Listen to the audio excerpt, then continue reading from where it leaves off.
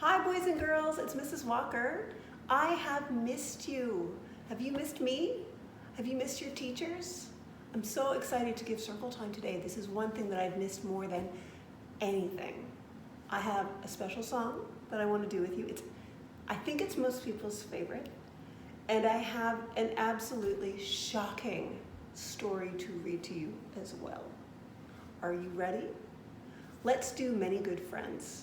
So I'm going to say the names of the half-day children. So that would be the children who don't stay for lunch. So we have 8 morning children and we have 8 afternoon children. And I'm going to say their names. So if you do eat your lunch at school, I'm going to say your name in the song next time. Okay? Are you ready for Many Good Friends? Many good friends all around the room. Many good friends all around the room. Many good friends all around the room. And here's a good friend now. It's James, it's James, it's Clark, it's Clark, it's Charlie, it's Charlie, it's Elaine, it's Elaine, it's Naya, it's Naya, it's Jane, it's Jane. Whoo, I gotta take a breath. It's Max, it's Max, it's Sterling, it's Sterling. Many good friends all around the room, and here's a good friend now. Whew. Okay, I just did all the morning kids, and now I'm gonna do the afternoon kids. Are you ready? Just gonna put this back a little bit. Many good friends all around the room, many good friends all around the room, many good friends all around the room, and here's a good friend now. It's Lily James, Lily James, it's Lauren, it's Lauren. Whew. It's Sybil, it's Sybil, it's Hasib, it's Hasib, it's Frankie, it's Frankie.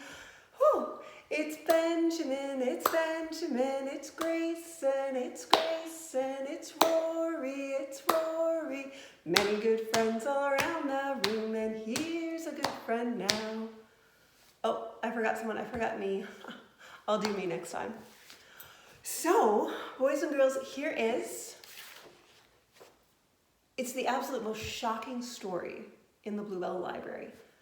Think in your head about what that story could be. Are your eyes closed? Are you thinking? Say it out loud if you think you know it. Yes. Are you ready? Oh, I don't know. I don't know if I can show it to you. It's a dreadful story. Are you sure you want me to read it? Yes? Okay. 1, 2, 3. Bootsie, Barker, Bites. I think it's Bluebell's favorite story. I'm just gonna sneak you back a little bit more. All right, all set? Your parents are gonna be shocked by this story. They're not gonna quite believe that such a story exists. Okay? We're gonna start? All right. Bootsie, Barker, Bites. My mother and Bootsie Barker's mother are best friends. When Mrs. Barker comes to visit, she always brings chocolate donuts, fresh strawberries, and Bootsie. Uh-oh. First, we have a tea party. Well, that's nice. Then, my mother tells me and Bootsie we have to go play in my room. Dear me. Does it look like the little girl wants to go and play with Bootsie? I try to get Bootsie interested in my book about turtles.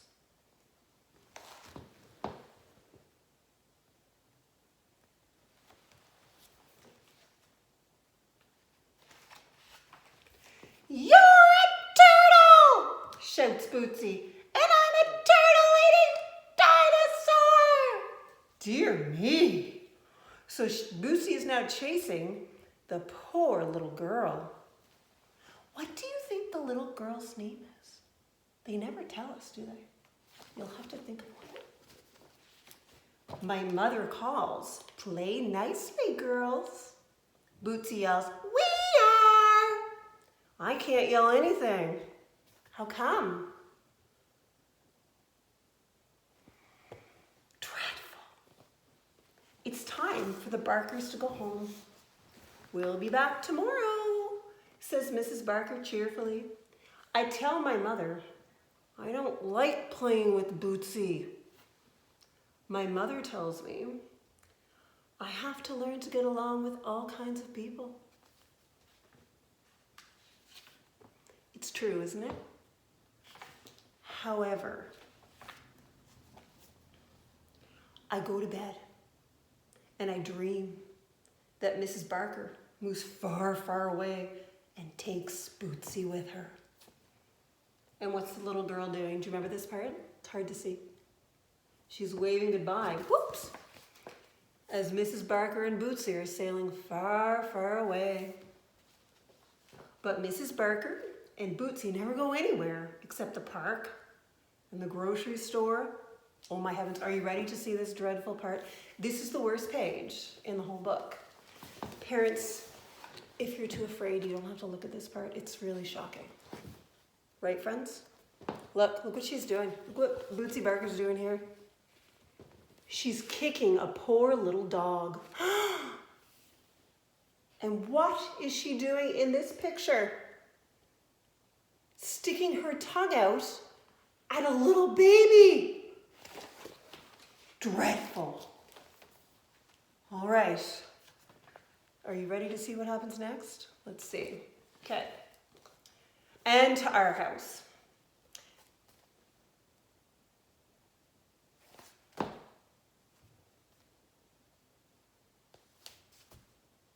I don't know if I want to read anymore, should I?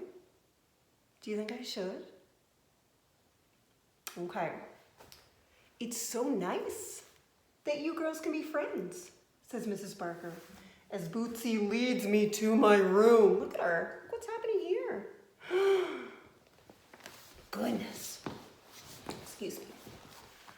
I let Bootsie look at my pet salamander, Charlene.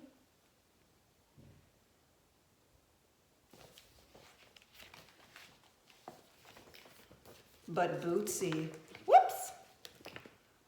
doesn't like salamanders.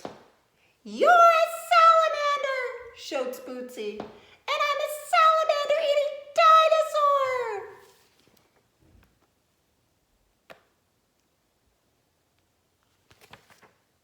Mrs. Barker knocks on the bedroom door. It's time for Bootsie to go home. "Tomorrow," says Bootsie, "you get to be a worm." I wouldn't like that game, would you? No. That night, I dream that Bootsie accidentally falls off the edge of the world. I try to save her, but it's too late. In the morning, my mother says she has a wonderful surprise. Bootsie will be staying overnight at our house while her parents are in Chicago.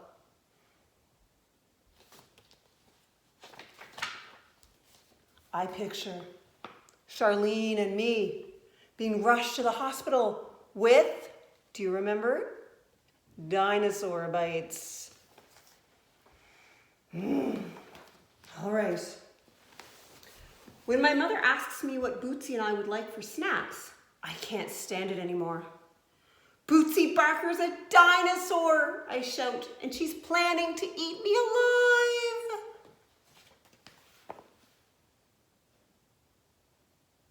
How is she feeling right now?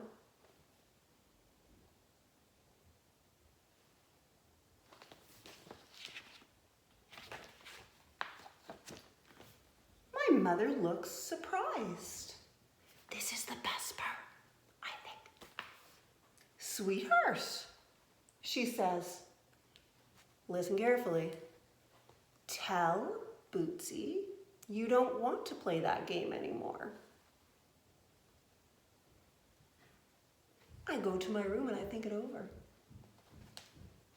Charlene and I spend the morning inventing a new game. The doorbell rings. It's the Barkers dropping off Bootsie the dinosaur. Hello, little worm, Bootsie says. Ready? This is the good part. I stand up and I look Bootsie straight in the eye and I say, "Pardon me, Bootsie, I am not a worm. I am a paleontologist. Do you know what they do? They hunt for dinosaur bones. Would you like to play?"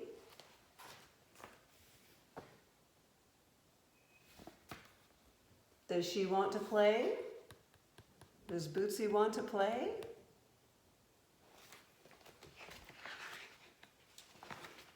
So Bootsie runs out the front door. She wants to go with her parents. Mrs. Barker says Bootsie will have more fun if she stays at our house. Bootsie throws a tantrum on the sidewalk. So Bootsie's parents take Bootsie to Chicago, which means I don't have to wish Bootsie takes a rocket ship to outer space.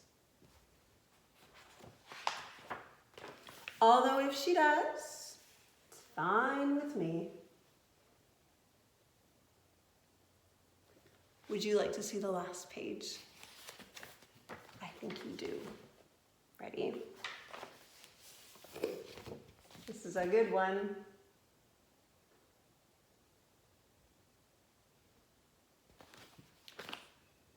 I love that story. Thank you for listening. I'm excited to choose a story for you for tomorrow. So shall we? Ready? I offer you peace. I offer you friendship. I offer you love. I see your beauty. I hear your cries. I acknowledge your feelings. My wisdom flows through my spirit within. I salute that spirit in you. Let us work together in peace. See you tomorrow, boys and girls.